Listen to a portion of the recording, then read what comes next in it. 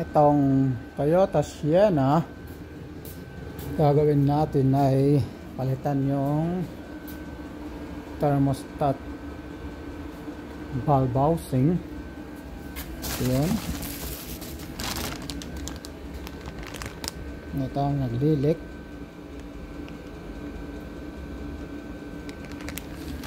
Sama na rin daw yung mga belt at front brake pads and rotors. Ito yung, so pakita ko sa inyong gagawin. Yung may hose, yung yan, hanggang dun. So tatanggalin natin botong ibabaw. Okay, para maluwag. Yan, tinanggal ko na muna itong cowl. Tatanggalin natin yan. Tanggal ko na rin yung wiper, yung cowl niya. Yun. Kasi pag nilagyan natin ng kulap mamaya nandito, tumatama dito yung lagayan natin para mas maganda mamaya.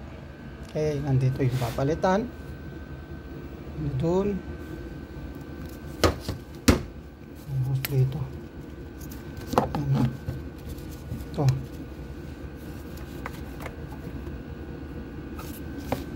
Okay, tanggalin na natin yan. Natanggal na natin lahat. Ito, tanggalin ko na rin ito, mga vacuum. Yan, yung battery. Palitan natin dito sa loob. Ayan, housing dito.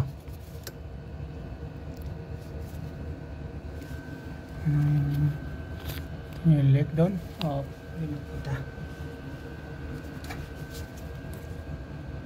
Yun na yung coolant.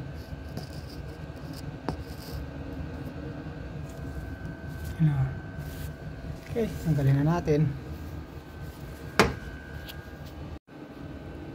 Yan.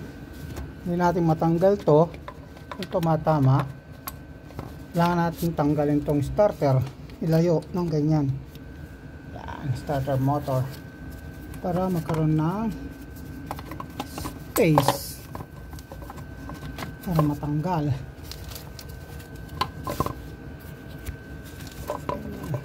Karoon siya ng space na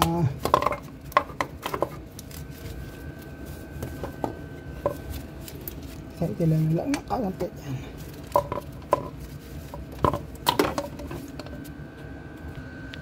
Yun. Dito sa starter.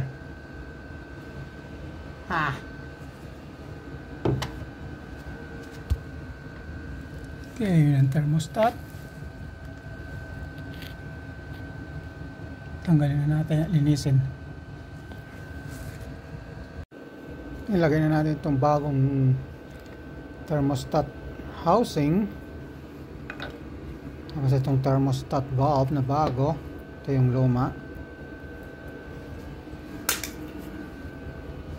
Pag ginagay ito, make sure na nakita nyo itong parang nipple na yan. Tapos in 12 o'clock position lagi yan. Hindi siya pwedeng 6 o'clock, 1. Laging 12 o'clock yan. Okay. Lagyan na natin. Nalinis ko na rin pala yun. Yan, nalagay ko na. Dapat yun. Lapat to. Double check. Yan.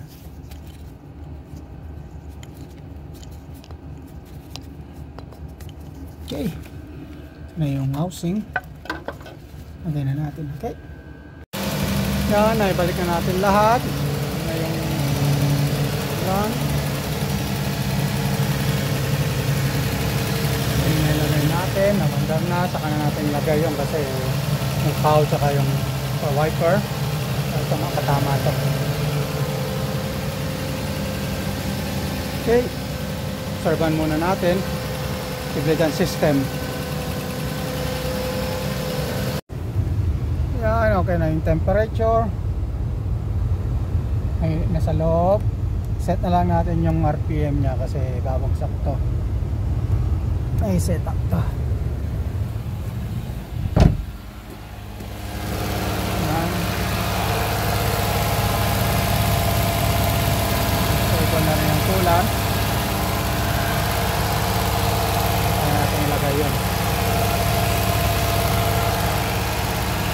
natin naman wala na, hindi yun